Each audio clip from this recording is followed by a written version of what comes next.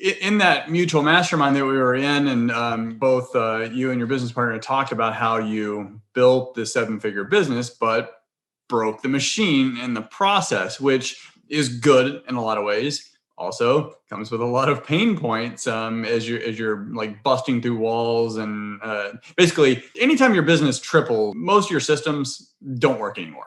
You have to rebuild them because they weren't equipped for that type of volume or structure or process. So going from 6 to 7, especially that quickly, you went through multiple phases and you just skipped all of that, and you limped along and you made it.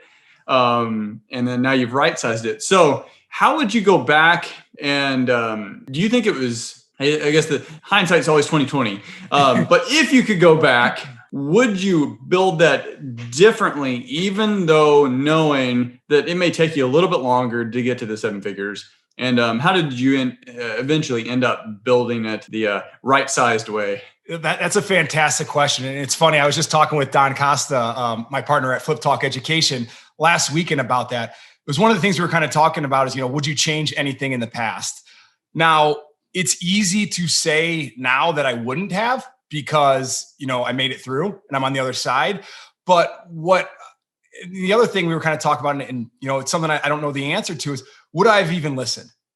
Right. And I think that's where a lot of people that when they're trying to look to start this and really build their business into something truly big, is we're all looking at the rose-colored lens that people portray out there in social media, on Facebook, whatever it is, because the only thing that people want to share is the positive sides for the most part. I mean, there's people out there that are totally open and raw, but you don't hear about the downsides too often. And really a lot of the mistakes we came down to was exactly what you said. We tried growing too fast. We were chasing a number to be the biggest, investor in the room. We wanted to be the biggest this, the biggest that, the best this and best that.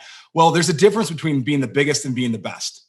And what we found was, we could generate big numbers, but to do that, we scaled so fast that just what you said, the systems and processes were broken.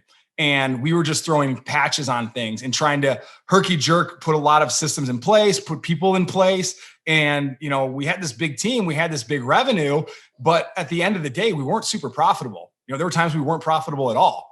And that is an increasingly and incredibly stressful position that you can find yourself in. I've seen businesses scale themselves out of business because they try to grow too big, too fast. And what I would tell myself then is, you can't rush through the process. There is no get rich quick. I mean, for every one person, I think that really is that kind of like lightning in a bottle and finds success really fast and it's sustained.